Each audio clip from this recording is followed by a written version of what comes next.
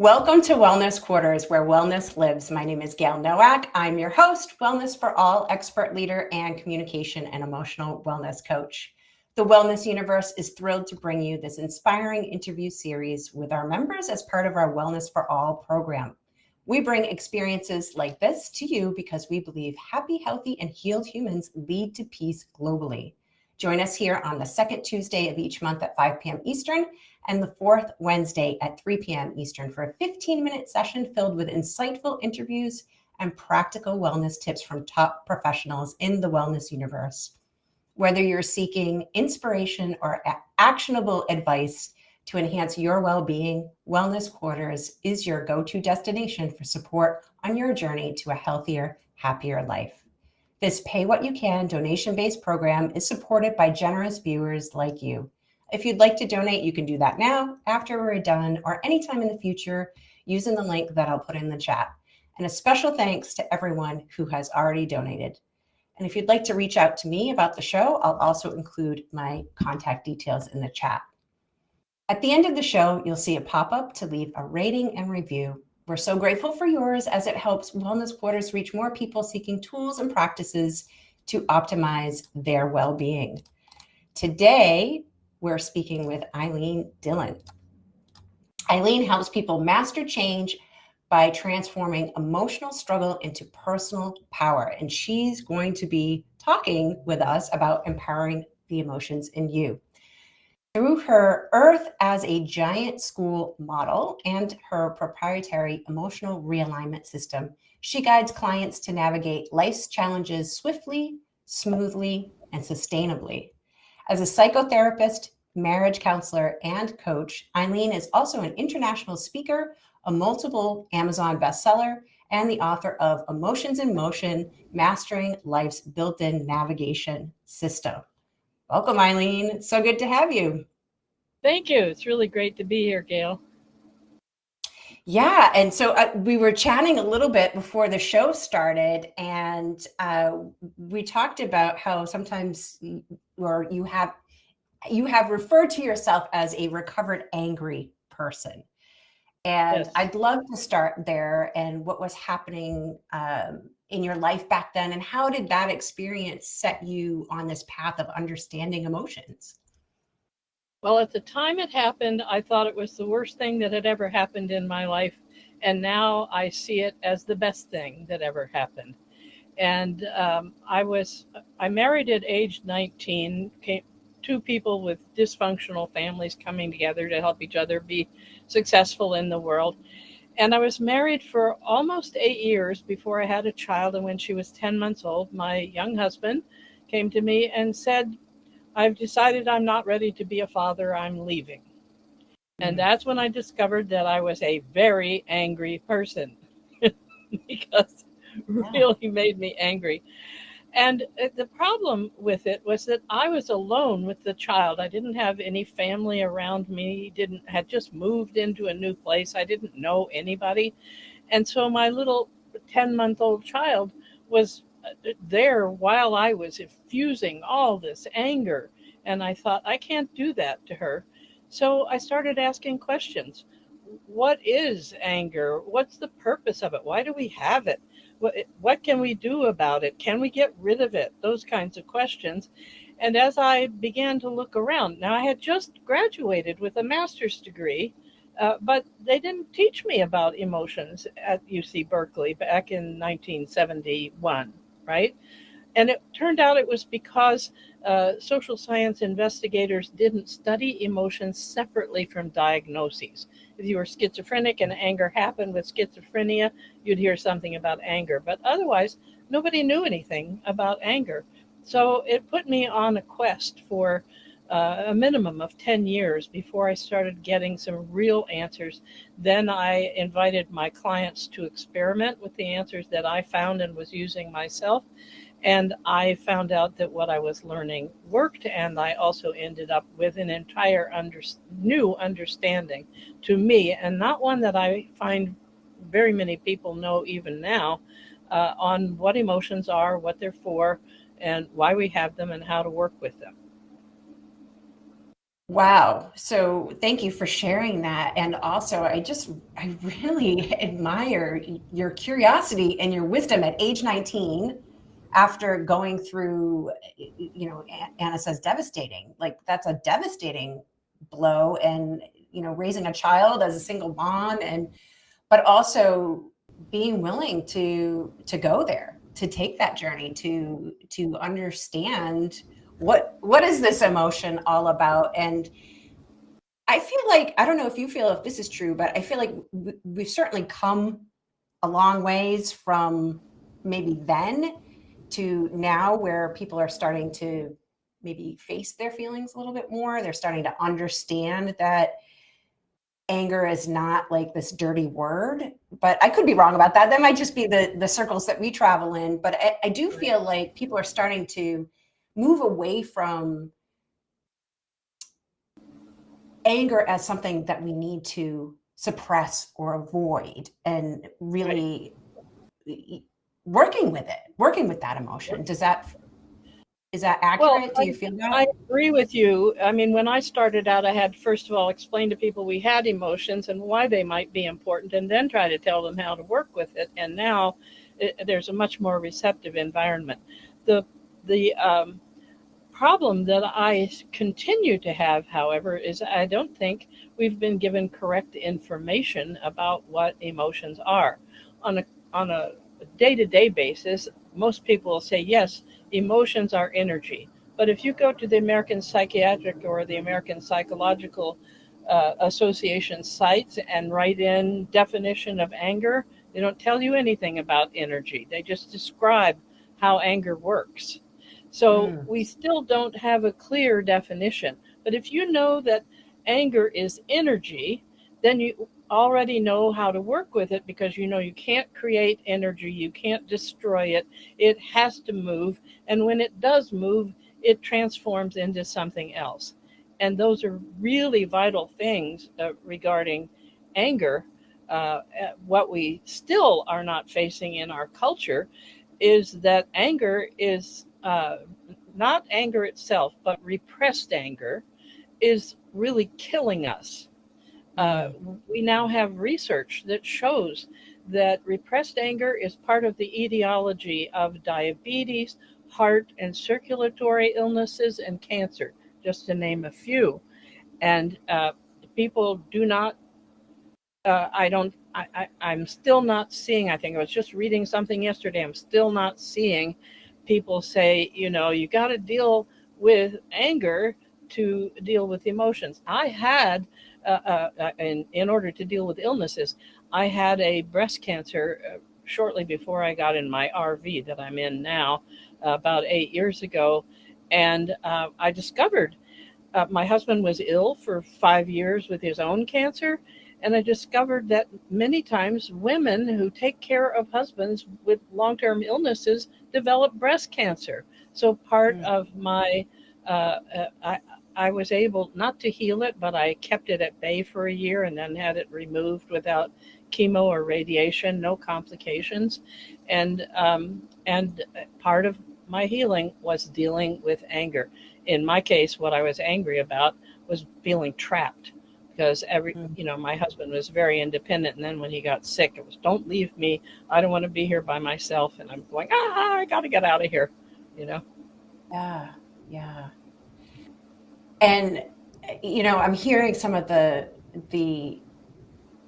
physical impact, the real physical health impacts of holding on to that anger. yes. And I loved how you describe it as, energy. I've heard the expression, emotions are energy in motion.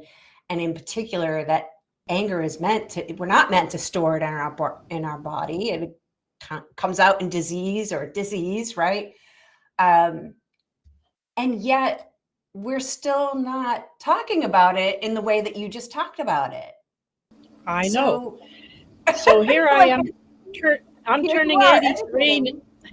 Yeah, I'm turning 83 next month, and the rest of my life is dedicated to teaching people what I have been privileged to learn. Because, like I said, you can't get rid of emotions, but I no longer do anger, it's gone from being this big down to being this big, and I can deal with it in 2 or 3 minutes anytime it comes up. So you can't get rid of it, but if you know what to do, you can deal with emotions. And emotions are also something I talk about in my book, Emotions in Motion. Emotions are designed to help us learn lessons that we receive by having experiences. They help us decode the lesson. Like anger, for example, occurs when we have an idea of how we think things are supposed to happen and they don't, whether it's commission or omission. And so anger helps us decode. I've got a idea about how things are supposed to work that's mistaken, and I need to make a change. That's the primary job of anger, is to help us with that issue. Yeah, and I love that there's a specific purpose for it, right? It's not just that we're being angry for anger's sake. It's anger is calling our attention to Yes, whatever that need is, whatever that uh, boundary is, I call whatever is them going shoulds. on inside. Yeah, Yeah, I call them it's saying, shoulds. hey, pay attention to me. Yeah, you should not take the last cookie. You should wait in line. You should not ignore me when you come home. You should give me a kiss. Those are the things that we get angry about. And it's because we have a picture of how you're supposed to behave in my life. And you're not me, and you don't have the same list of things that are important and so forth. So we get blocked all the time. But since we're in today I'm giving a course, an hour-long course on the earth as a giant school. We come here in order to learn and grow, and anger is, and all emotions are helping us to grow by pointing out where we need to pay attention, so that when something happens, we can say, oh, there's something for me to learn here. What do I need to learn? What's the overall message? We know where to look. We uh, People hate to change, Gayle. And so, learning is about changing. And what I've learned as a therapist is that people will keep doing the same patterns over and over again. Every time we do the pattern over again, once it's been drawn to our attention for learning, the pain increases. And I know you know this from your work. And it increases as a way of saying, it's really time for you to do something about this. We need you to pay attention to this. And what nobody taught me, and I've helped thousands of people over the last 54 years as a therapist. Uh, we don't know that the instant we turn around and learn the lesson, it's all over. The pain is gone, the repetition is gone, and our health and our mental health can improve. Yeah, absolutely, absolutely. And can you just talk a little bit about this idea of actually partnering with emotions? Because that's a concept that really stands out to me about your work, and like what does that actually look like in practice, and what are the shifts that you've seen when people actually start getting curious and start partnering with their emotions? What changes for them? Right, right. Well, what we've learned is to hold on to some emotions like anger. It's not polite, or you can't get forward in your career or whatever. So we hold on to some emotions, and um, partnering with them has to do with working with them the way they're designed to work. Let me give you an example with loneliness, for example. We tend to think we have an epidemic of loneliness right now, and we tend to think that, or believe that loneliness has to do with we don't have enough people in our lives. We don't have enough person to person stimulation. Well, if you work with loneliness in energy terms, the message of loneliness is we are putting more energy out than bringing it back in. And a translation is we're not loving ourselves enough, right? And so once we know that, whenever we feel lonely, and I invite anybody who's listening to this or watching this program, give it give it a try. When you feel lonely, Either go do something you have a talent for, or close your eyes and think of something that you just love to do that makes you feel good, and notice what happens to loneliness. It just dissolves. Yeah, beautiful. I'm so glad that you brought that up, because that is, I think sometimes we get caught in that cycle of thinking that quantity is the answer, and it really is kind of coming back to yourself. And I've certainly had that experience of being in a room surrounded by people and still feeling absolutely separate and lonely. And Right. sometimes it's about getting yourself in the right room and being surrounded by the right people. And I had that experience of, once I started to be kinder and more compassionate and more loving to myself, I noticed that, hey, you know what? Sometimes it's okay to be in a room where people don't get me, and I'm all right with that. And I don't feel lonely. It just is what it is. So I'm so But glad that you brought that forward. part of the reason we have that issue is because we've been told how to live life backwards, according to my understanding.